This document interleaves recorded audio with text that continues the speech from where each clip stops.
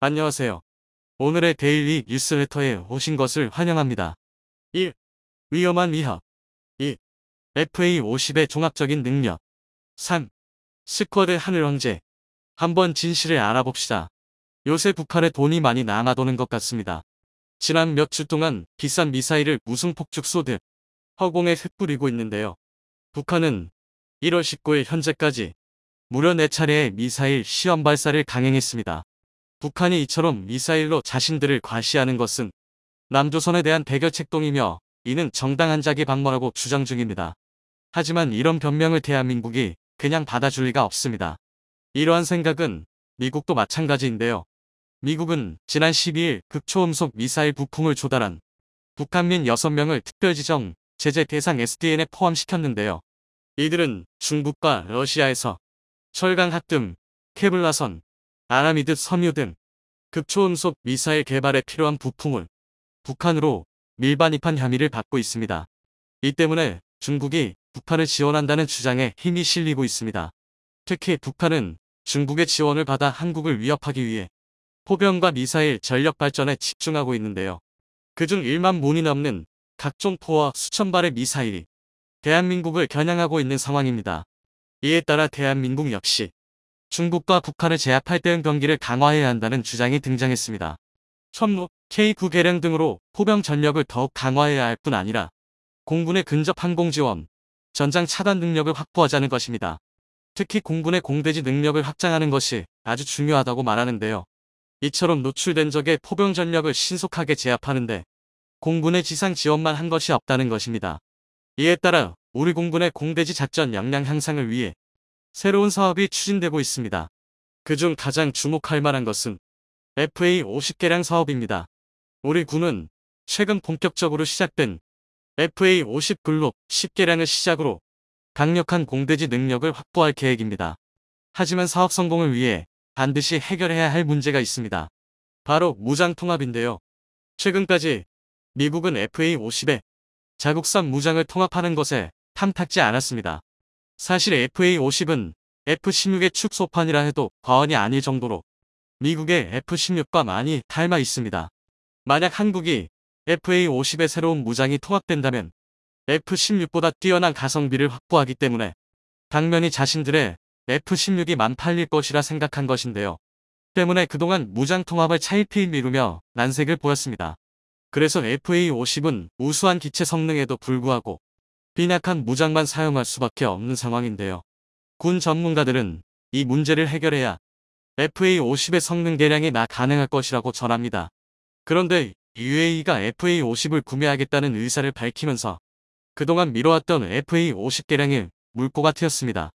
지난 1월 19일 국내 언론 매체에 UAE가 T-50 고등훈련기를 60대 구매를 추진한다는 뉴스가 보도되었습니다.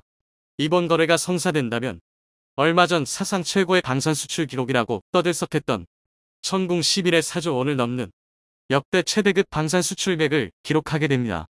이에 대해 전문가들은 UAE가 T-50 고등훈련기 도입을 통해 우리나라와 군사적 동맹관계를 확보하려는 의도를 가지고 있다고 분석했습니다. 실제로 UAE는 우리나라와 군사적 교류가 많은 국가 중 하나인데요. 특히 한국의 특전사들로 구성된 아크 부대가 UAE에서 군사훈련, 협력 임무를 수행 중이기도 할 정도로 군사적 교류는 매우 긴밀한데요. 지난 2008년 UAE는 훈련기 도입 사업이 무산된 이후 자국의 노후화된 전투기가 운용 수명의 한계에 달해 T-50의 구매를 추진한 것입니다. 이에 따라 도입될 T-50의 사양 역시 매우 높을 것으로 보이는데요. 이 때문에 UAE가 구입하는 기체는 적어도 FA-50 수준의 T-50이 수출될 것인데요. 이런 사례는 이전에 수출된 이라크만 봐도 잘 알 수 있습니다. 이라크는 T-52Q를 도입하면서 무장창까지 탑재한 이름만 T-50인 FA-50 24대를 도입했습니다. 최근에는 사후 지원을 위한 항공 기종합 계약을 카이와 체결하기도 했는데요. 또한 태국과 인도네시아도 이름만 T-50인 FA-50을 도입했습니다. 이 모든 나라들은 사실상 훈련기가 아니라 전술기를 도입해간 것이라 할 수 있는데요. 하지만 일각에서 이런 특수 케이스를 제외하면 FA-50이 더 이상 수출되지 않을 거라는 비관적인 전망을 내놨습니다. 바로 FA-50에 달린 공대공 무장이 구닥다리, 에임쿠 사이드와인 더밖에 없기 때문인데요. 꼴랑 사거리 35km짜리 사이드와인더는 현대전에서 제대로 된 공중전을 수행할 수 없으며 이 문제가 해결되지 않는다면 아무리 기체 성능이 좋아봐야 소용이 없다는 것입니다. 현대전은 무장체계와 소프트웨어가 어떤 게 탑재됐냐에 따라 전투기 성능에 극명한 차이를 보이기 때문인데요. 그런데 이 이야기도 이제 옛말이 될 것 같습니다. FA-50의 블럭 10개량이 공격화되면서 공대지 능력이 기하적으로 향상될 예정입니다. 무선 블럭 10개량에서 가장 눈에 띄는 점은 스나이퍼 타겟팅 포드를 탑재하는 것입니다. 타겟팅 포드는 지상 공격기가 표적을 식별하고 정밀 유도 무기를 유도하는 기능을 가진 장비인데요. 이 스나이퍼 타겟팅 포드 탑재를 통해 FA-50은 이전보다 훨씬 강한 전투력을 갖게 됐습니다. 특히 한국형 타우러스 미사일 탑재에 관심이 쏠리는데요. 이에 따라 FA-50 블록 10은 개전 초기 대화력전과 항공차 단작전 임무도 수행할 수 있게 됐습니다.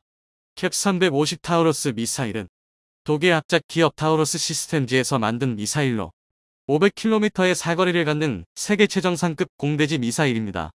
이 미사일은 적 주요 핵심 거점을 공격할 수 있는 첨단 미사일인데요. 반면 FA-50에 탑재되는 미사일은 타우러스의 개량형민 캡 350K입니다. 이 미사일은 무려 600km까지 사거리가 증가한 미사일인데요. 이로 인해 FA-50은 로우급 전투기임에도 미들급 전투기인 KF-21과 함께 공대지 임무를 수행할 수 있게 되었습니다. 그런데 여기서 놀라운 것은 FA-50이 앞으로도 더 놀라운 성능 개량이 남아있다는 것인데요. 바로 FA-50 블럭 20이 남아있기 때문입니다. FA-50 블럭 20에서는 공대공 무장의 강화가 예정되어 있는데요. 예상되는 장착 무장무로는 미국제 AIM-120 망랑, AIM-260, 국산 중거리 공대공 미사일까지 가능해집니다. 현대 전장 및 주력 공대공 미사일 탑재를 통해 가시거리 밖에서도 공대공 임무 수행이 가능해지는데요. 이렇게 되면 그동안 FA-50의 수출 발목을 잡았던 가장 큰 문제가 해소되면서 한국의 FA-50은 더 높은 판매고를 부과할 수 있습니다. 뿐만 아니라 그동안 꾸준히 지적되었던 대화력전을 지원하는 것도 가능하게 되는데요. 한국은 중국과 북한의 미사일 도발에 대응하기 위해 신속히 전개하고 타격할 수 있는 대화력전 전력이 항상 부족했습니다. 그런데 블럭 20으로 개량된 FA-50이 이 부족한 부분을 메꿔줄 수 있습니다. 특히 북한이 개발 중인 극초음속 미사일의 위협을 보다 적극적으로 대응이 가능해졌습니다. 극초음속 미사일은 마하 5 이상의 매우 빠른 속도로 날아가고 회피 기본하기 때문에 현존하는 미사일 방어 체계로는 막을 수 없습니다. 그래서 극초음속 미사일을 방어할 수 있는 유일한 방법은 극초음속 미사일에 발사 징후를 포착하자마자 전투기를 활용해서 발사대를 파괴하는 것이 최선의 방법인데요. 하지만 현재 대한민국이 보유한 모든 전투기를 동원해도 중국과 북한의 포병과 미사일을 상대하기는 어렵습니다. 냉전 시기부터 공산권 국가들은 전통적으로 포병을 매우 중요시했습니다. 과거 공산권 국가를 이끌던 소련의 명령으로 이를 추종해서 다양한 국영의 대포를 운영했는데 특히 중국과 북한도 포병 전력을 대량 양산해 지금도 북한은 8,600문의 견인포와 자주포, 5,500문의 방사포를 보유하고 있습니다. 군 전문가들에 따르면 북한이나 중국이 사용하는 작전급 포병 전력이나 미사일을 격파하기 위해서는 원거리에서 신속하게 화력 지원을 할 수 있는 공격기가 제격이라는 분석입니다. 그리고 이에 딱 맞는 무기가 하늘에서 발사 가능한 발사 플랫폼인데요. 하지만 우리 대한민국은 노후화가 심각한 F4와 F5로 인해 대화력전 전력이 항상 부족했습니다. 하지만 FA-50이 이번 블럭 10과 블럭 20으로 개량 진행한다면 우리의 부족한 전력을 채울 수 있다는 것입니다. 그만큼 성능 개량된 FA-50이 어마어마해지기 때문인데요. 이번 업그레이드로 FA-50은 서울 상공에서 타우러스 미사일을 발사해 북한 전역과 산둥반도의 옌타이시까지 요격할 수 있는 능력을 갖게 됩니다. 당하기 전에 먼저 상대를 끝장낼 수 있는 억지 무기의 기본 요건을 달성한 것입니다. 하지만 문제점이 없는 것이 아닌데요. 대한민국이 전투기를 개발하는 궁극적인 목표는 자력으로 전투기의 무장과 생산, 개량을 전부 독자적으로 하기 위함입니다. 그 이유는 미국의 갑질이 심해도 너무 심하기 때문입니다. 미국은 무기를 판매하더라도 기술 이전에 관해서는 굉장히 인색한 모습을 보입니다. 특히 첨단 장비가 탑재된 전투기에선 더 엄격한 기술 제약을 걸고 있습니다. 장비를 함부로 개봉하지 못하도록 보망각서를 제출하고 아예 손을 대지 못하도록 일정 부분을 용접해서 막아놓는 등 자신들의 기술 유출에 굉장히 민감합니다. 2011년에는 F-15K 전투기에 탑재된 타이거 아이의 봉인을 뜯었다는 의혹으로 조사단을 파견하는 등 동맹국에 대해서도 기술 유출에 대해 엄격하게 반응하고 있는 상황인데요. 이외에도 우리가 생각도 못하는 전투기 무장 분야에서는 더욱 심합니다. 모든 전투기에는 무장을 장착하기 위해서 무장 정보가 들어간 소스코드가 필요합니다. 그런데 미국은 이 소스코드를 공개하지 않습니다. 반대로 외산 전투기에 우리나라가 개발한 무장을 탑재하기 위해서는 미국의 한국산 무기의 소스코드를 제공해야 합니다. 만약 F-35에 한국산 천룡 미사일을 탑재할 때에는 미국의 천룡의 소스코드를 제출해야 탑재가 가능하다는 것인데요. 즉 이 말은 우리가 개발한 무기들의 모든 상세 재원을 미국이 속속들이 보게 된다는 뜻이기도 합니다. 이런 부당한 일은 이뿐만이 아닙니다. 한국이 미국산 전투기를 구매했음에도 불구하고 온갖 제약을 걸어 일방적으로 각지를 당연하게 시행하고 있습니다. 하지만 한국의 기술로 전투기를 개발하고 한국의 기술로 개발한 무장을 탑재한다면 이야기는 달라집니다. 미제 장비의 도움 없이도 독자 작전이 가능한 자주 강군을 준비하고 있는데요. 그래서 KF-21 보람의 개발, 천룡 미사일, 독자 엔진 개발 등 모든 계통에서 국산화를 추진 중입니다. 그러나 아무리 우리의 기술력이 풍부하더라도 곧바로 세계 최강 미국산 무기들을 따라잡기는 불가능합니다. 하지만 여기서 중요한 것은 절대 포기하지 않고 꾸준히 개발에 매진하다면 미국산 무기와의 격차는 분명 줄어들 것입니다. 사실 FA-50도 순수 국산 전투기는 아닙니다. 미국 로키드 마틴과 기술 협력을 통해 개발한 기체인데요. 그러나 앞에 언급한 각지를 당하지 않을 만큼 대한민국의 의지로 개량할 수 있는 기체임은 분명합니다. 또한 그동안 말만 무성했던 러시아와 중국산 무기들의 펌스펙이 얼마나 참혹한지를 깨닫는 계기가 되기도 했는데요. 바로 한국의 명품 훈련기 FA-52 역대급 수출 대박을 눈앞에 두고 있기 때문인데요. 지난 4월 26일 콜롬비아 언론 인포디펜사는 콜롬비아 정부가 FA-50을 수입하겠다는 내용의 보도를 발표했습니다. 콜롬비아는 세계 유수의 많은 전투기를 두고도 한국의 FA-50을 꼭 짚어서 보도했는데요. 그 이유는 노후화된 항공 전력을 최신 서방제로 바꾸기 위한 항공 패키지 도입이 목적일 것으로 분석됩니다. 그 근거로 최근 콜롬비아가 새롭게 도입한 항공기를 예시로 들 수 있는데요. 콜롬비아는 FA-50와 함께 TF-16을 24기 도입했습니다. 이에 대해 전문가들은 콜롬비아가 항공전력의 대개편을 준비 중이라고 말합니다. 풀업 훈련기인 텍산과 고등훈련기 겸 경공격기인 FA-50 그리고 로우급으로 설계됐으나 미들급 전투기로 활약할 수 있는 F-16으로 단계적인 항공전력 육성을 꾀하고 있다는 게 이들의 주장입니다. 실제로 텍산 II 풀업 훈련기를 통해 기초를 다지고 FA-50으로 초음속 훈련을 거치면 F-16으로 순조로운 전환이 가능합니다. 이 방법이야말로 서방권 전투기 도입을 위한 최고의 방식을 선택한 것인데요. 그런데 FA-50의 수출 대박 행보 여기서 끝이 아닙니다. 유럽, 아시아, 아프리카, 심지어 호주까지 FA-50을 도입을 추진 중인데요. 현재까지는 도입 협상 단계여서 구체적인 구입이 결정된 것은 아니지만 지금과 같은 행보가 이어진다면 올해 방산 수출 목표액인 150억 달러를 달성하는 것은 충분히 가능할 것으로 전망됩니다. 하지만 일각에서 FA-50의 수출에 의문을 표하는 사람들이 있습니다. 그들에 따르면 FA-50 수출이 성사될 가능성이 굉장히 낮다고 하는데요. 그 이유로 꼽히는 게 FA-50은 공격기로 사용하기엔 폭장량이 많지 않고 대공 능력도 만 좋은데 거기다 훈련기로 사용하기엔 굉장히 비싸다는 것입니다. 분명 이 주장이 전혀 틀린 말은 아닙니다. 하지만 사실도 아닌데요. FA-50은 오히려 훈련기 겸 공격기까지 겸할 수 있기 때문에 틈새 시장을 공략할 수 있는 기체로 알려져 있습니다. 실제로 이를 증명하듯 FA-50의 도입을 희망하는 국가는 점점 늘고 있는 상황입니다. 그래서 준비했습니다. 오늘은 우리가 생각한 것보다 더 뛰어난 전투기로 평가받고 있는 FA-50의 세계 수출 내용에 대해 알아보겠습니다. 훈련기의 명품 스포츠카는 필요 없다던 폴란드가 갑자기 자세를 바꿨습니다. 다시 FA-50의 도입을 추진하기로 결정한 것인데요. 한 외신 보도에 따르면 폴란드는 미그 29 전투기를 대체할 새로운 전투기를 찾고 있다고 전했습니다. 그 이유는 이번 우크라이나 전쟁 때문인데요. 폴란드는 우크라이나의 무기 지원을 위해 자신들의 미그 29 전투기를 공유하기로 결정했습니다. 대신 미국으로부터 같은 수량의 F-16 전투기를 받기로 약속했는데요. 그런데 갑자기 모종의 사정으로 인해 미국이 F-16 전투기 공여를 거절하면서 폴란드는 굉장히 애매한 상황에 놓이게 되었습니다. 그래서 도입 가능한 다른 전투기를 물색하고 있는 중인데요. 그 도입 조건이 FA-50에 굉장히 유리합니다. 현재 폴란드는 서방권 전투기 중 훈련 기능이 있는 전투기를 희망 중입니다. 이미 F-16을 운용 중이고 2026년에 미국으로부터 F-35를 받을 예정인 폴란드의 상황을 고려할 때 미제 전투기와 호환이 가능한 초음속 훈련기가 매우 절실한 상황입니다. 현재 이 요구 조건을 충족시킬 수 있는 훈련기는 그리 많지 않습니다. 가성비를 따지면 훈련기 시장의 영원한 라이벌인 FA-50과 M346 정도입니다. 세계적으로도 이 두 기체가 사실상 유리한 선택지인데요.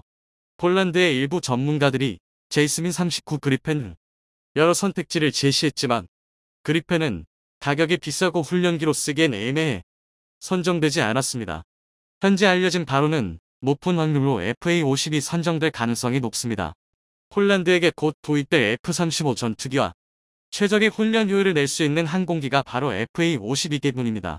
따라서 비록 한번 FA-50을 거절한 폴란드라 할지라도 FA-50을 고를 수밖에 없을 것입니다. 그런데 이게 끝이 아닙니다. FA-50 도입 열풍은 유럽, 아시아, 아프리카 등 전 세계로 퍼져나가고 있습니다. 일례로 폴란드에 인접한 슬로바키아가 FA-50 그램 계약을 추진 중인데요. 이번 우크라이나 전쟁으로 인해 발생한 안보 위기를 수습하기 위해 FA-50의 도입을 더욱 가속화할 것으로 보입니다. 또 아시아에서는 말레이시아가 경전투기 겸 전술훈련기 사업을 추진 중입니다. 이에 전 세계의 네로라 하는 모든 회사들이 말레이시아의 자사의 전투기를 팔기 위해 홍보하고 있습니다. FA-50, M346 외에도 테자스, L-15 미그 35 등 말 그대로 전 세계에서 계약을 따내기 위해 지원했습니다. 하지만 말레이시아의 라카까다로 실제로 살아남은 것은 FA-50과 M346, 테자스, L-15 정도입니다. 이마저도 최근 중국과의 관계 악화와 미국의 눈치 때문에라도 중국의 L-15 도입은 어렵고 실질적으로는 FA-50과 M346 그리고 테자스가 경쟁 상대입니다. 그런데 말레이시아 공군에서는 FA-50 도입을 적극적으로 희망 중이라고 하는데요. 가격을 빼면 테자스 전투기에 메리트가 전혀 없다는 게 말레이시아 공군의 입장입니다. 그도 그럴게 테자스는 공군판 아준 전차라고 불리는 인도 방산업계의 실패작 중 하나입니다. 테자스는 북한도 구식으로 취급하는 구형 전투기 미그 21을 대체하기 위해 1986년부터 개발이 시작됐습니다. 하지만 개발이 차일피일 미뤄지는 바람에 개발 35년 만에 겨우 실전 배치에 성공했습니다. 말 그대로 낡은 설계 사상으로 개발된 깨끗한 구형 전투기인 것이죠. 결국 말레이시아는 이런 점을 고려해 테자스를 탈락시키고 FA-50과 M346을 최종 후보로 선정했습니다. 다시 한번 M346과 FA-50의 라이벌 매치가 성사된 것입니다. 이탈리아의 M346 마스터 전투기는 한 대당 약 350억 원으로 FA-50보다 50억 원 저렴한 데다가 자체 시뮬레이터 기능도 있고 훈련기 성능도 매우 뛰어나 FA-50이 강력한 라이벌로 명성이 자자합니다. 하지만 M346은 최고 속도가 초음속 직전 단계인 초음속까지 맞게 되지 않아 고성능 훈련기를 요구할 경우 다소 아쉬운 성능을 가지고 있습니다. 게다가 무장 탑재량도 FA-50보다 작아 훈련 겸 전투기로서 임무를 수행하기에는 FA-50이 좀 더 유리합니다. FA-50이 다소 애매한 성능인 것은 맞지만 오히려 그런 기체가 필요한 국가들에게는 강점으로 어필할 수 있다는 것입니다. 게다가 제1세계, 제3세계를 가릴 필요 없이 전 세계의 여러 국가들이 각자의 이유로 FA-50을 사고 있습니다. 최고 성능의 훈련기가 필요한 제1세계에서는 T-50을 구매하고 최신형 전투기보다 값은 저렴하지만 훈련과 공격 능력을 전부 갖춘 전투기가 필요한 제3세계에서는 FA-50을 사게 되는 것입니다. 실제로 페루, 세네갈과 같이 소수의 공군만 운용하는 곳에선 FA-50 전력도 굉장히 강력한 전투력입니다. 이런 국가들은 프로키, 전투기를 포함해도 100대가 채 안 되는 작은 공군을 운용하는데요. 여기에 훈련과 전투기, 모든 성능을 발휘할 수 있는 FA-50은 구매할 수밖에 없는 전투기입니다. 게다가 성능에 비해 가격도 저렴하니 적당한 투자로 최고의 성능을 얻을 수 있는 것입니다.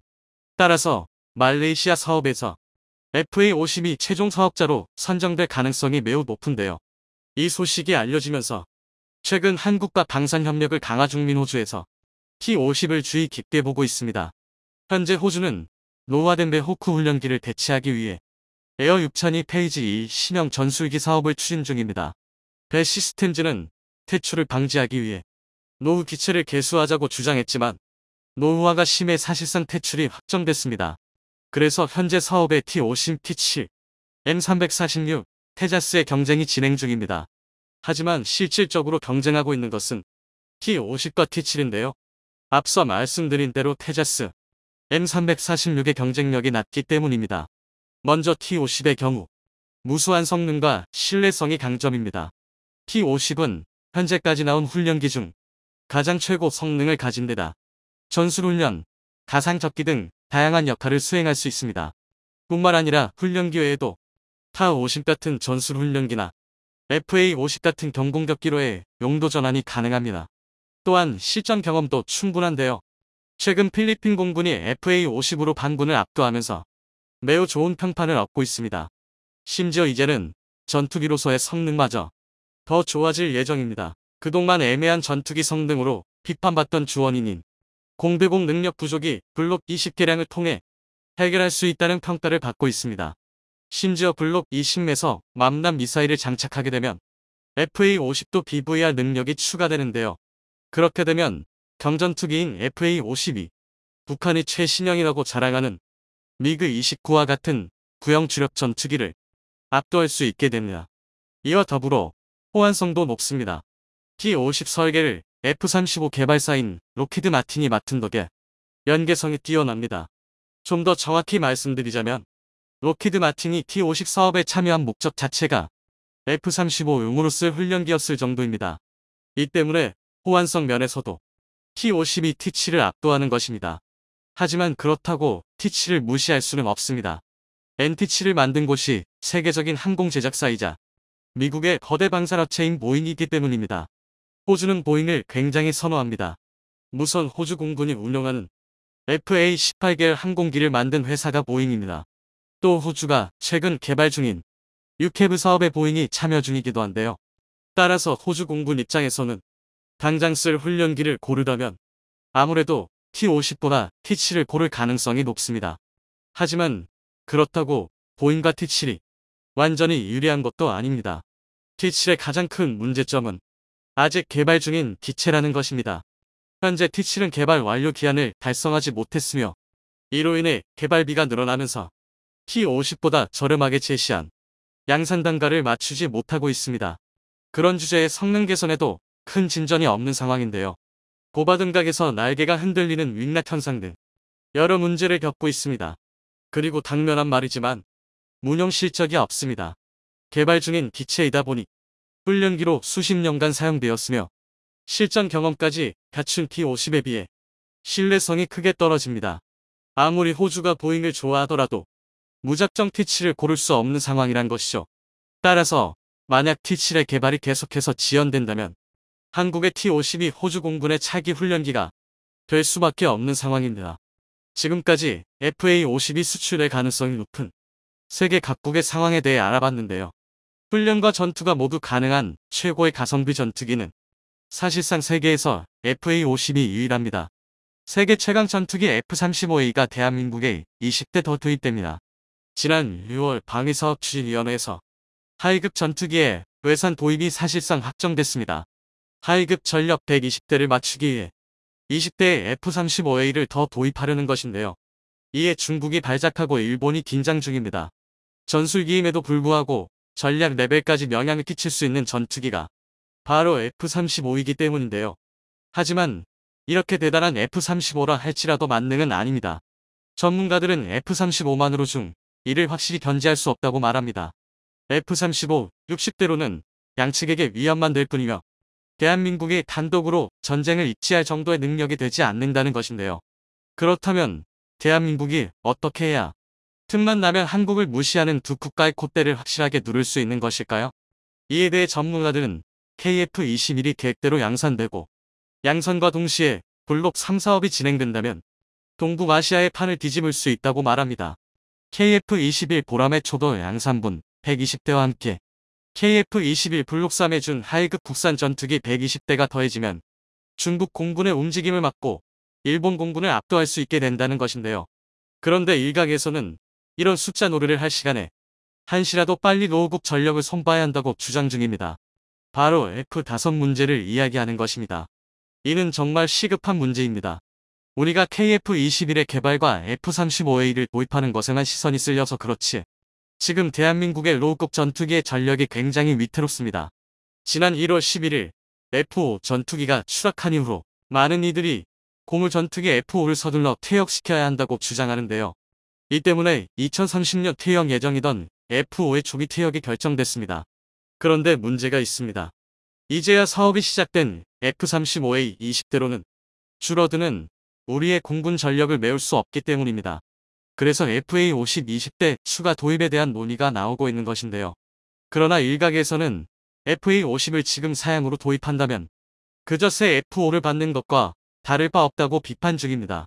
현재 FA-50은 중거리 이상의 공대공 교전 능력이 없고 제대로 된 공대지 미사일도 사용하지 못하는 데다 작전거리까지 짧아 5세대 전투기가 판을 칠 미래 전장에서 생존 가능성이 전무하다는 것입니다.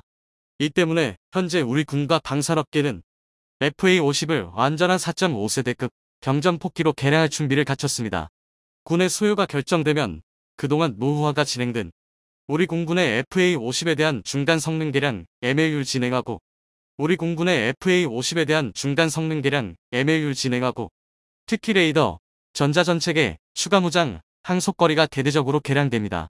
하지만 이런 소식을 찾아보시기 어려운 분들께서는 과연 이런 내용이 한국 공군 전력에 어떻게 도움이 되는지 잘 모르실 텐데요.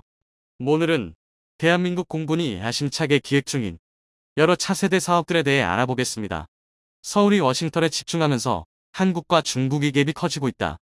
지난 7월 5일 사우스차이나 모닝포스트는 한국의 친미 정책으로 중국이 불안해하고 있다는 보도를 내놨습니다.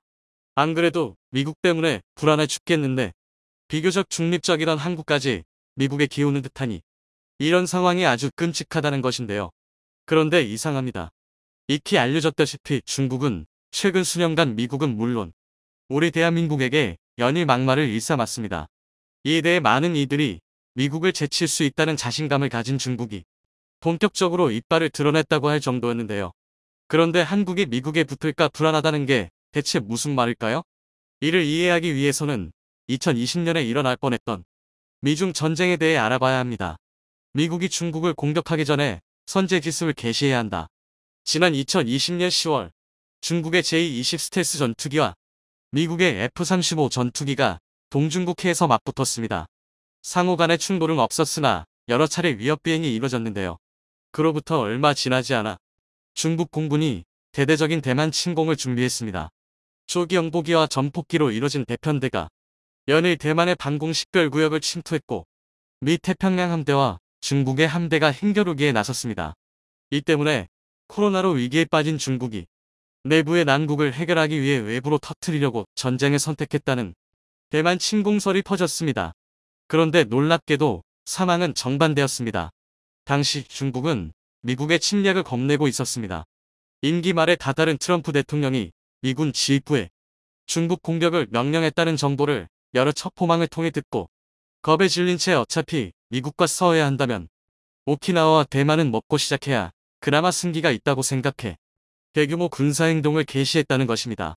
다행히 미국의 합참의장 마크 밀리가 2020년 10월과 2021년 1월 두 차례에 걸쳐 중국의 고위 장성과 연락을 주고받으며 대대적인 중국 침략은 없을 것이라고 한 뒤에야 사태가 진정됐는데요. 이처럼 중국은 미국을 아주 무서워합니다. 미국의 우방인 우리에게 중립을 요구하며 큰 목소리를 내는 중국의 이런 행동은 겁에 질린 똥개가 무서워지는 행동이라고 할 수 있는데요. 그 중에서도 중국이 가장 무서워하는 것이 바로 미국의 F-35 전투기입니다. F-35는 2022년 현재를 기준으로 항모전단에서 운명할 수 있는 사실상 가장 강력한 전투기입니다. 고비용으로 인해 수량이 적은 F-22 랩터와 달리 압도적인 양산 대수로 세계 각지에서 미국의 창리자 방패로 활약 중인데요. 미국을 상대로 대만과 오키나와를 차지할 생각을 하고 있는 중국의 입장에서 F-35는 반드시 극복해야 하는 최대의 난관입니다. 그래서 동북아의 F-35가 늘어나는 것에 굉장히 예민합니다. 그런데 이렇게 속이 바싹 타들어가던 중국에 대한민국이 기름을 부었습니다.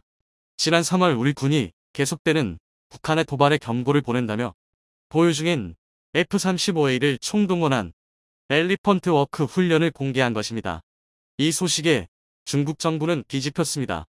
안 그래도 일본이 F-35의 도입 수량이 150대에 가까우심기가 불편하던 차에 한국이 F-35A로 무력 시위까지 하니 독장이 터지는 것입니다. 그런데 이게 끝이 아니었습니다. 불과 3개월 만인 6월 한국은 KF-21의 지상주행과 함께 F-35A 20대 추가 도입을 발표했습니다. 이렇게 한국의 군사력이 강해지면 고작 태평양 주둔 미군을 상대하는 것조차 버거워하는 중국으로서는 한국을 무시할래야 무시할 수 없게 됐는데요.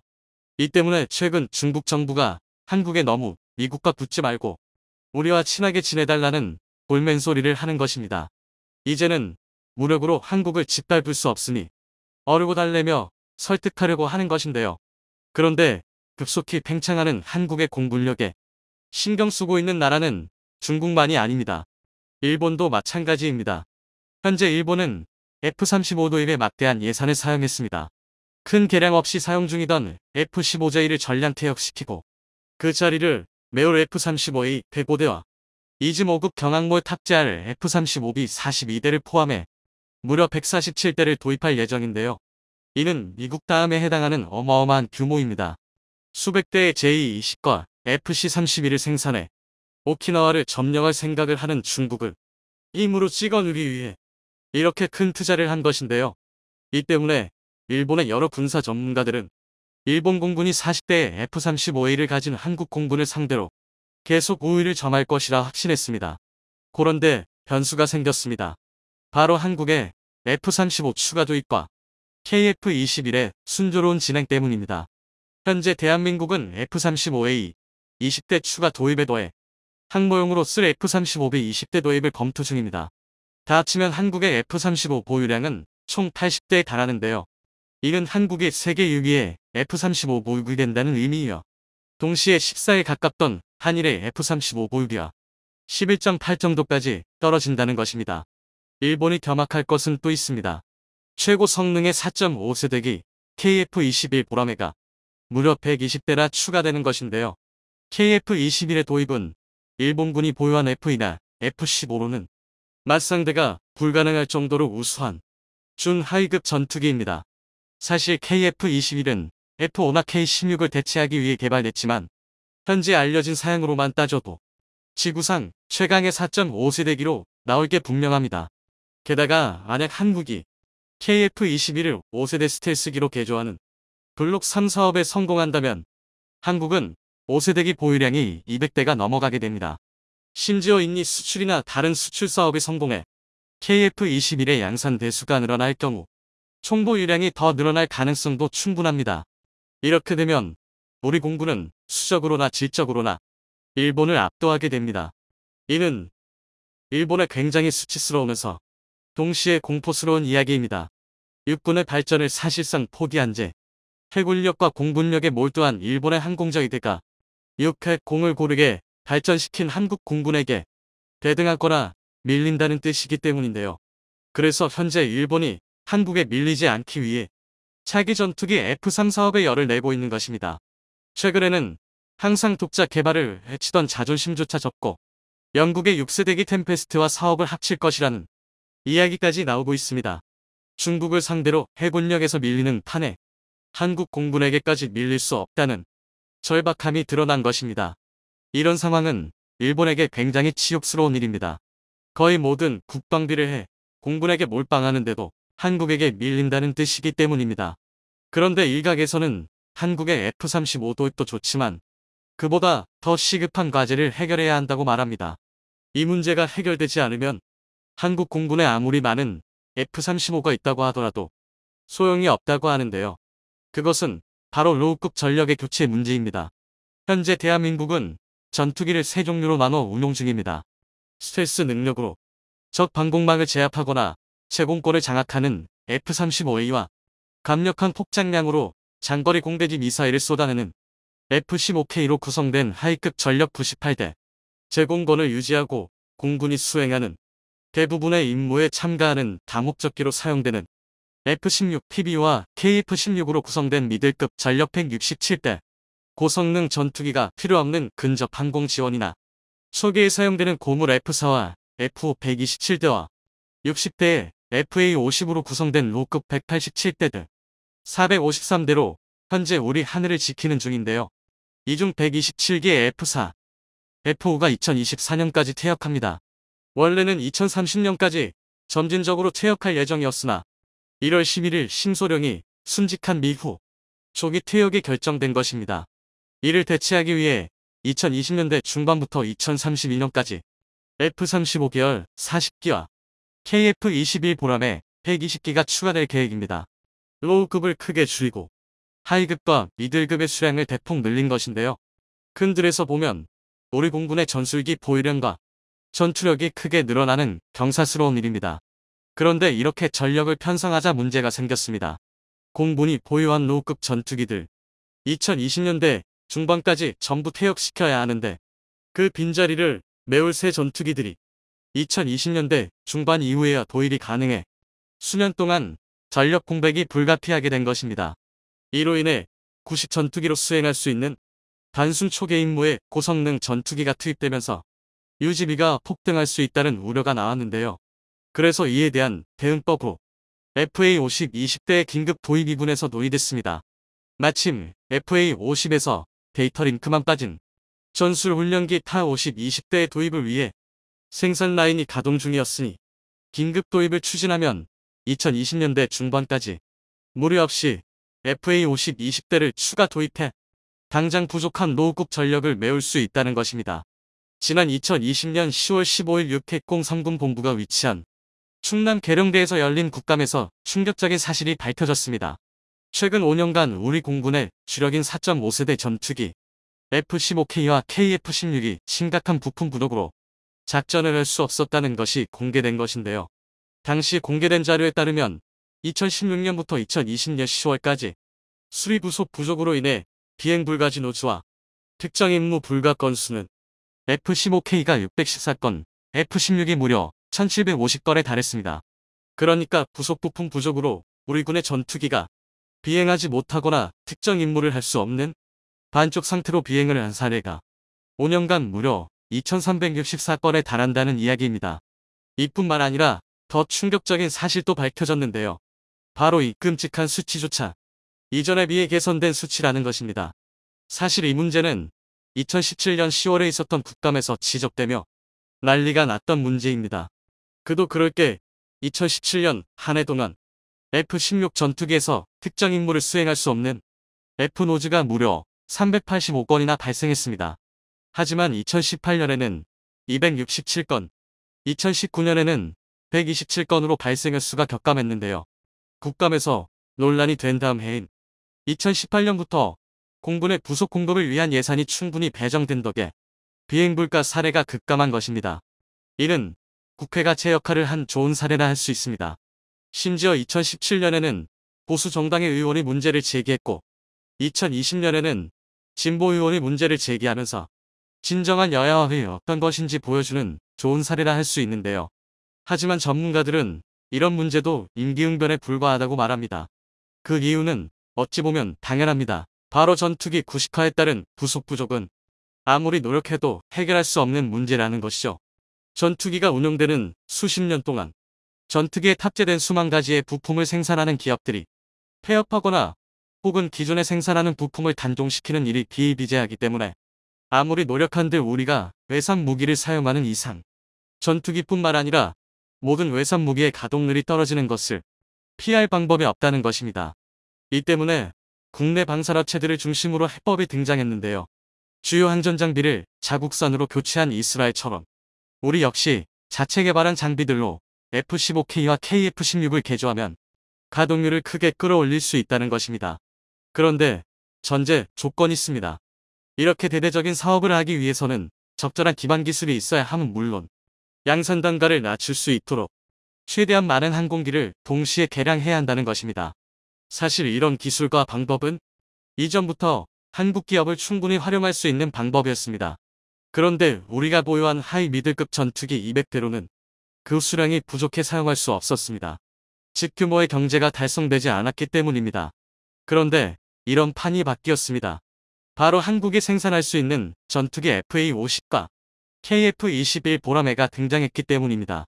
전문가들은 KF-21 보라매가 운용할 통합전자전 포드의 내장화 사업과 FA-50의 국산 전자전 장비 도입을 추진하면 동시에 여러 문제를 해결할 수 있다고 말합니다. 특히 FA-50의 경우 동시 추진 중인 여러 사업이 함께 탄력을 받아 수출 시장에서 크게 활약할 수도 있는데요. 오늘은 대한민국 공군 전력을 획기적으로 향상시킬 방법에 대해 알아보겠습니다. 현재 공군에서는 올해 1월 11일에 있었던 F5 추락 사건으로 조기 퇴역이 결정된 F4, F5 전투기 공백을 메울 방법 때문에 고심 중입니다. 가장 현실적인 방안은 곧 생산이 완료될 타우10의 뒤를 이어 FA-50을 추가 배치하는 것입니다. 하지만 그저 FA-50을 양산하는 것은 군의 전력 향상에 그다지 큰 도움이 되지 않습니다. 훈련기를 개조해 만든 수준에 불과한 지금의 FA-50으로는 다가올 미래전은커녕 지금도 버틸 수 없기 때문인데요. 그렇다고 FA-50이 나쁜 전투기인 것은 아닙니다. 우리 군이 60대를 운용 중인 FA-50 파이팅 이글은 최대 속도 마하 1.5인 초음속 경공격기입니다. 탐지거리가 150km 수준인 이스라엘 엘타사의 EL M2032 기계식 레이더를 탑재 F-16A B의 레이더 성능을 압도합니다. 또 7개의 하드 포인트에 다수의 무잠을 탑재할 수 있어 가격 대비 성능이 아주 좋은데요. 또 지난 2021년에는 카이가 FA-50의 스나이퍼 타겟팅 포드를 부착하는 시험에 성공하면서 레이저 유도 폭탄을 사용할 수 있게 됐습니다. 이 포드 장착으로 밤낮 가릴 것 없는 전천후 탐지 능력으로 GG-12, 페이그-어웨이 같은 레미저 유도 폭탄을 사용해 적을 정확히 맞추는 것도 가능한데요. 이 정도면 훈련기 가격 정도밖에 하지 않는 경공격기 치고는 굉장히 좋은 성능입니다. 일단 전투들 지속할 수 있는 능력부터 굉장히 떨어집니다.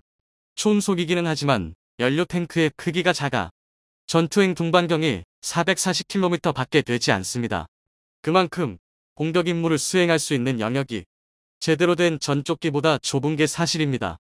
만약 캡 350 타우러스나 천령 공대지 미사일 같은 장거리 공대지 미사일을 탑재할 수 있다면 단점을 상쇄할 수 있겠지만 FA-50에 실리는 무장 중 사거리가 100km를 넘는 것은 국산 유도폭탄 KGGB 뿐입니다. 이 정도로는 아무래도 본격적인 공격기로 쓰기에는 부족합니다. 그리고 전투기의 핵심인 공대공 전투역량이 크게 떨어집니다. 최대 사거리가 20km 정도에 불과한 사이드와인더 그리터 M이 탑재 가능한 유일한 공대공 무장인지라 가시거리 밖에서 벌어지는 PVR 전투에 대한 대응 능력이 전무합니다. 이에 대한 대응으로 AIM 120C에서 AIM 120D 수준의 중장거리 공대공 미사일을 장착하자는 이야기가 나오고 있는데요. 그런데 이것도 비싼 돈을 들여 달아봐야 소용이 없습니다. 바로 레이더의 성능이 발목을 잡기 때문인데요. FA-50에 탑재된 이스라엘 엘타사의 기계식 레이더는 최대 탐지거리는 150km입니다. 하지만 이 성능은 어디까지나 레이더의 모든 성능을 한 방향에 집중시키거나 특정 표적을 집중 추격할 때 발휘 가능한 말 그대로 최대 성능입니다. 당연한 말이지만 언제 무슨 일이 터질지 알 수 없는 전장에서 이런 이름뿐인 최대 스펙은 그다지 의미가 없습니다.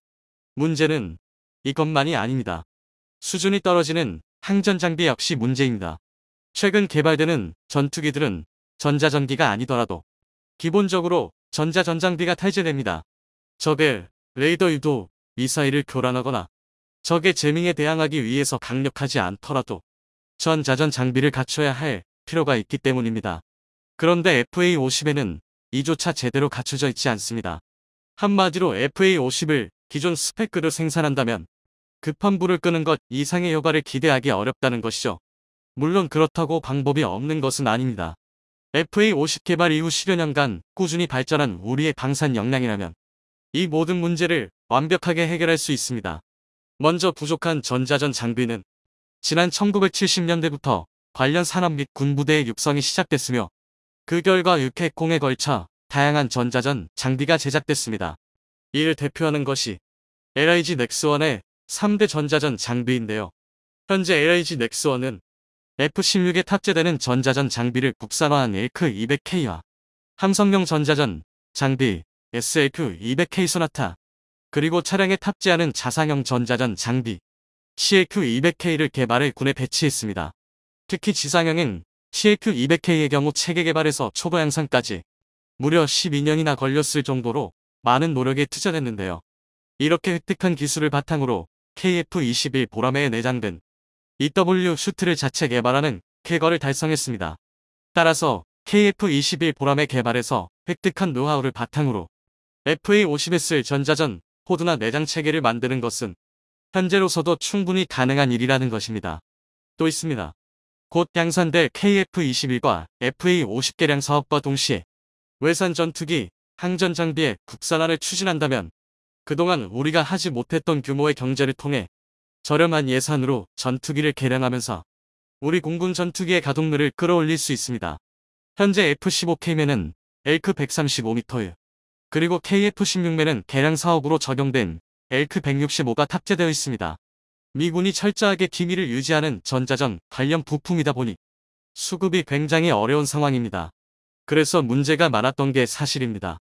그런데 KF-21 보라매에 쓸 내장형 전자전 체계를 한국이 개발하면서 우리 기술진들 사이에서 F-15K와 KF-16의 전자전 체계 역시 국산화가 가능하겠다는 확신이 생긴 것입니다.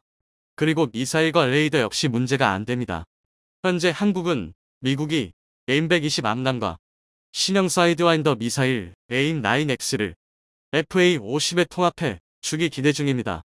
이렇게 되면 그동안 문제가 됐던 공대공 능력이 비약적인 향상이 가능하기 때문인데요. 하지만 미국이 이를 허락하지 않아 문제가 많았습니다. 미국이 FA-50의 공대공 능력을 지향시키는 데는 그만한 이유가 있습니다. 바로 FA-50의 성능이 향상되면 자신들의 F-16 시장과 겹치기 때문입니다. 이 때문에 우리는 그동안 FA-50의 문제를 해결하려고 해도 미국의 벽 앞에서 좌절할 수밖에 없었습니다. 그런데 이제 이 문제도 해결될 예정입니다. 바로 한국형 중거리 공대공 미사일이 나올 예정이기 때문인데요. 해군 기반으로 알려진 이 미사일은 우리가 언제든 개량하고 통합할 수 있으며 우리가 만든 전투기에 언제든지 공대공 무장으로 탑재할 수 있습니다. 그런데 이게 끝이 아닙니다. 에드주도하의 차기 장거리 공대지 미사일 사업이 천룡 공대지 미사일로 사실상 확정되면서 천룡의 경량화 버전인 국산 중거리 공대지 미사일 사업에 대한 이야기가 다시 수면 위로 떠올랐습니다. 중거리 공대지 미사일을 개발해 FA-50의 전력을 강화함과 동시에 터키와 미국의 관계 악화로 F-35 계열기의 터키제섬 미사일을 통합하는 것이 취소된 틈을 노려 F-35용으로도 판매하겠다는 것인데요.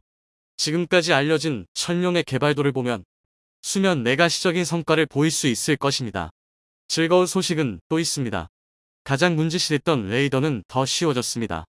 KF-21 개발진에 따르면 올해 초 남아공에서 실험을 마친 KF-21 이사 레이더의 성능은 기대 이상이었다고 밝혔습니다. 이를 FA-50용 신형 레이더로 변경하는 것은 그다지 어렵지 않다고 밝히기까지 했는데요. 그러니까 레이더의 성능이 부족해 미사일을 쏘지 못할 걱정을 할 일은 없다는 것입니다.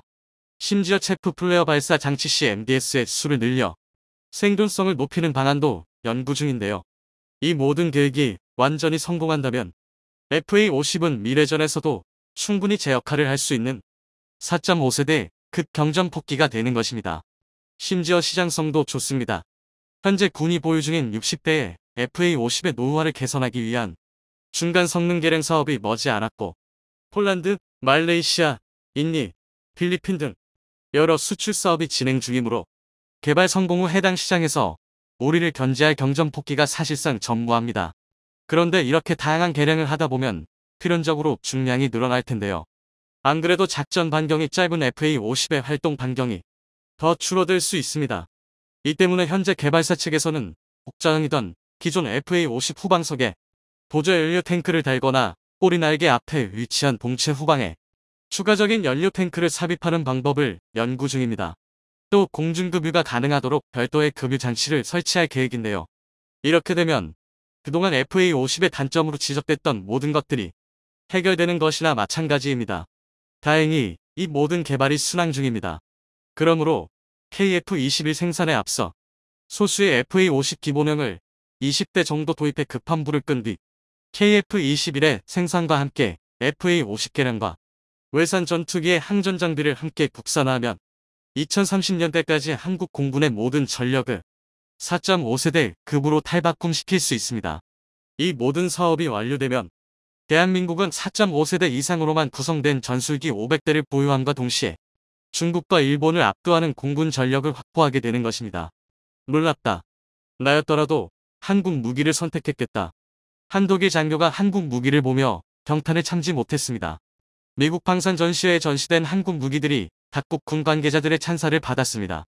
한국의 쫄란드 시장을 빼앗겼던 독일이지만 직접 장비를 운영하는 현역 장교는 한국 무기가 대단하다는 사실을 부정할 수 없었던 것 같은데요.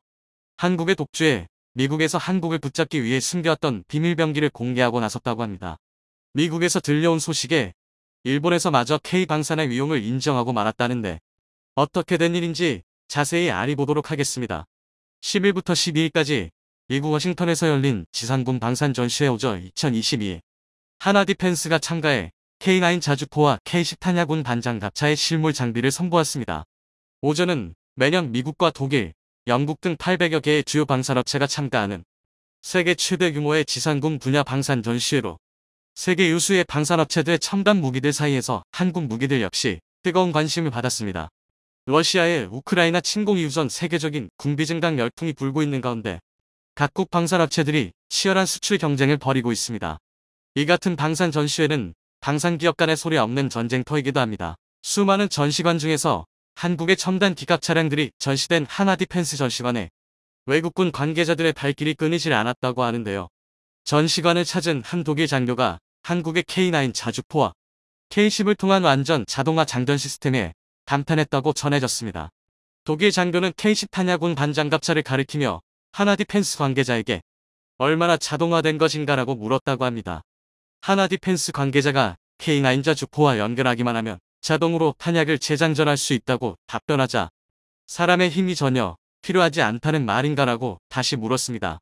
이어 장갑차 운용에는 몇 명이 필요한가, 가격은 얼마인가 같은 질문을 쏟아내며 연신 감탄했다고 전해졌는데요. 독일 장교가 주목한 K10 탄약군 반장갑차는 K9의 차체를 이용해 개발된 보급 차량으로 K9 자주포와 연결하여 로봇팔을 이용해 자동으로 포탄과 장약을 보급하는 게 가능합니다. 이 두 장비의 연계를 통해 포탄이 날아드는 전시 상황에서도 방호력을 갖춘 채로 전투 능력을 지속적으로 유지하는 게 가능합니다.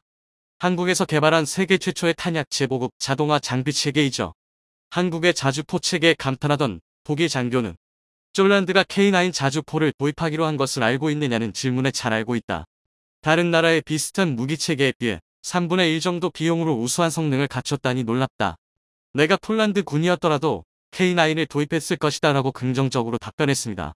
기갑 차량의 종주국이라는 자부심을 가지고 있을 독일 장교가 한국 무기의 성능에 감탄하여 인정하지 않을 수 없다는 모습을 보여주어 우리 방산에 대한 자부심이 더욱 높아지고 있습니다. 한국이 독일 대신 폴란드의 전차와 자주포를 수출하게 됐을 때 많은 독일 사람들이 큰 충격을 받았었습니다. 유럽 방산 시장은 독일의 소나기에 있었다고 해도 과언이 아니었는데 지구 반대편에 있는 대한민국의 엄청난 파이를 빼앗겨버린 것이니 말이죠. 이에 대해 믿을 수 없어하며 쫄란드가 유럽을 배신했다고 분노하는 사람들도 있는 반면 사태를 객관적으로 바라보고 있는 사람들도 많습니다. 최종 사용자 조항과 미루는 정부 때문입니다. 아무도 긴급 상황에서 독일에 의존하고 싶어하지 않습니다만 누가 그들을 비난할 수 있겠습니까? 모두 한국이나 미국 같은 곳에서만 무기를 구입할 것입니다. 중요한 건 독일이 아니라는 겁니다. 독일 네티즌들은 이제는 세계 방산 시장을 한국이 주도하고 있다는 것을 인정하고 따라잡기 위해 노력해야 한다고 말했습니다. 이렇듯 우리 방산 기업들이 크게 득점하며 앞서 나가고 있지만 결코 방심해서는 안 될 것 같습니다. 무기 산업의 첨단을 달리고 있는 미국이 이번 박람회에서 새로운 전차를 공개해 큰 화제를 불러 모았습니다. 미국의 주력 전차이자 세계적인 베스트셀러인 M1 에이브람스 전차의 최신 모델 에이브람스 X를 공개한 것인데요. 에이브람스 X는 신형 44구경 XM360연 저반동 활강포가 도입되어 더 적은 반동으로 정확한 사격이 가능해졌습니다. 또한 포탑이 완전 무인화됐을 뿐만 아니라 기총으로 RCWS가 탑재되어 승무원 3명만으로 운용할 수 있으며 트로피 능동 방어 시스템이 탑재되어 대전차 무기에 대한 방어력도 갖추었습니다. 이번에 공개된 에이브람스 X 모델은 아직 프로토타입에 지나지 않지만 향후 미군의 전차가 발전하게 될 모습을 미리 제시했다고 볼 수 있습니다. 그런데 외신들은 이번 전시회에서 에이브람스 X가 공개된 이유를 흑표 전차의 화력 때문이라고 판단하고 있는데요. 프랑스의 군사 매체 메타디펜스에서 미국 제너럴 다이나믹스는 에이브람스 X로 독일 KF-51 판처와 한국의 K2 흑표에 대응하려고 한다는 제목의 기사를 보도했습니다. 본 기사에서는 세계 각국이 전차의 종말을 예고하며 전차 생산량과 투자를 줄여나가면서 비어버린 시장을 한국의 K2 흑표 전차가 빠르게 선점하고 있다고 말했습니다. 미국의 M1 에이브람스 전차나 독일의 레오파르트 전차보다 K2 전차가 주목받고 있으며 미국과 독일의 새로운 전차 공급은 2035년까지 지연되어 있는 상황이라고 지적했습니다. 이대로면 서방 세계의 전차 시장을 한국이 완전히 주도하게 될 것이란 말이죠. 위기의식을 느끼고 독일에서 차세대 전차 KF-51을 내세웠고 미국 역시 에이브람스 X를 제시하며 한국 전차의 진격에 대응하고 나선 것입니다. 또 다른 외신의 보도에 따르면 에이브람스 전차의 설계 과정에서 K2 전차의 영감을 받았다고 하는데요. 에이브람스 X의 새로운 포탑은 명백히 한국의 K2 흑표 전차에서 영향을 받았다. 실제로 에이브람스 X의 포탑 디자인이 기존 에이브람스 전차의 포탑보다 K2 전차의 포탑 구조와 더욱 유사함을 알 수 있습니다. 한국형 전차를 만들기 위해 M1 에이브람스의 전차 설계도를 어떻게든 얻어붙다고 발버둥 치던 게 어제 같은데 이제는 미국이 전차 설계에 있어 한국을 보고 배우고 있다는 것이죠. 세계 방산의 선두를 달리던 미국이 한국을 대등한 경쟁자로 여기기 시작했습니다. 이러한 소식에 한국에 지나친 관심을 가지고 있는 나라에서 뜨거운 반응을 보여주고 있습니다. 바로 관음증이라도 있는 게 아닌가 싶은 옆 나라 일본입니다. 일본의 군사 전문 매체에서 미 언론 오조 2022에 참가한 한국은 방위산업에서 지위를 보여주었다라는 제목의 기사를 보도했습니다. 본 기사에서는 미 언론들과 관계자들의 한국 방위산업에 대한 평가들을 모두 모아 나열하고 있습니다. 한국이 수출하고 있는 것은 K-팝만이 아니다. 북한이라는 안보 위험을 안고 있는 국가가 국제 경쟁력 있는 생산국인과 동시에 방위산업 시장에서도 두각을 나타내고 있는 건데 얼마나 놀라운 일인가. 미국 캐피탈 알파 파트너즈 칼란 이사. 경이적인 매출의 성장을 보이는 한국 방위산업의 현상은 우연의 산물이 아니라 의도적인 전략의 선거이다. 한국 기업은 복수 정권에 걸친 하이레벨 협상, 무기 수출을 뒷받침하는 정책, 무기 박람회 참가를 결합하여 숫자를 늘려온 것 같다. 디펜스 뉴스. 유럽과 태평양에서 전면 전쟁이 현실감을 띠고 있어 유럽과 아시아의 무기 수요는 높아지는 한편 이 거대한 수요에 미 방위산업이 대응할 수 없는 한 무기 시장에서 한국의 대두는 미국도 환영해야 할 뉴스다. 호주 유나이티드 스테이츠 스터디즈 쌍트르. 한국 방산이 이루어낸 경이로운 업적에 각국 외신들이 찬사를 아끼지 않았습니다. 미 언론뿐만 아니라 일본 언론까지 한국 방산이 성공했다고 인정하며 그 전략을 본받아야 한다고 말하고 있는데요. 한국의 방위산업이 CH에 성공하는 비결은 잠재적인 고객의 안보 환경, 재무 상황, 산업 구조를 조사해 필요하다면 현지 기업과의 공동 생산, 신규 제조가 아닌 한국군이 사용한 중고 무기, 도입에 필요한 자금 대출 등 고객에 맞춰 제안을 유연하게 커스터마이즈하는 점이다. 일본 경진. 이에 대해 일본 네티즌들도 분하지만 인정하지 않을 수 없다는 반응을 보여주고 있습니다. 이런 자유로운 사고방식이 한국의 특기지. 일본도 예전에는 그랬을 텐데 이제는 갈라파고스가 돼버려 다른 나라에서 사용할 수 없는 상품밖에 없어. 예를 들어 신칸센이 중국이나 대만 이외에 보급되지 않는 것은 일본형 시스템에 특화되어 있기 때문이지. 일본 무기는 실전을 거치지도 않았기에 다른 나라에서 사용하려 할지 의심스러워. 일본이 버블 경제 이후로 겸손함을 잃어버려 너무 안타까워. K9이나 레드백은 일본에 도입해도 좋을 것 같아요. 국내 생산으로 하면 공급 면에서도 유리하고 그러면 혐한파에서 난리를 칠까요? 매출 3조가 사정거리 내라니 너무 굉장한 걸 K-팝도 그렇지만 세계적으로 유명한 아티스트가 나오기 훨씬 전부터 각국의 언어로 번역하고 언어를 공부해서 꾸준히 판매하고 있었어.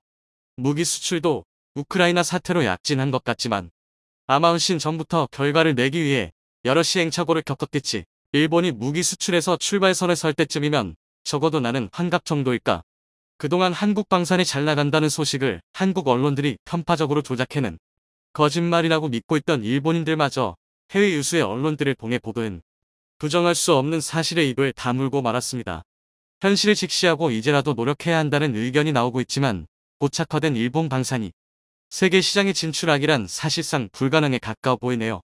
한국의 오저 참가에 대해 해외 언론들이 보도한 공동된 표현이 있었습니다. 떠오르는 방산 플레이어로서의 한국의 위상. 한국의 세계 방산 시장에서 라이징 스타라는 것을 모두가 인정하고 있는 것이죠. 아시아를 넘어 미국까지 뻗어나가고 있는 K 방산이지만 방심은 금물일 것입니다. 세계 방산의 절대자였던 미국이 한국을 전력으로 상대해야 할 경쟁자로 인식하기 시작했으니까요. K 방산이 정상에 올라설 그날까지 멈추지 않고 나아갈 수 있도록 한국 방산 기업들의 열렬한 지지를 보냅니다.